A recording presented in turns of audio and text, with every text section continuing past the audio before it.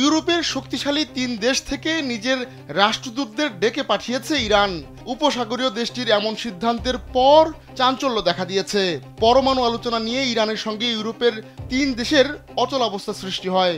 এরপরই ওই ৩ দেশ যুক্তরাজ্য, ফ্রান্স ও জার্মানি থেকে নিজের রাষ্ট্রদূতদের ডেকে পাঠালো ইরান।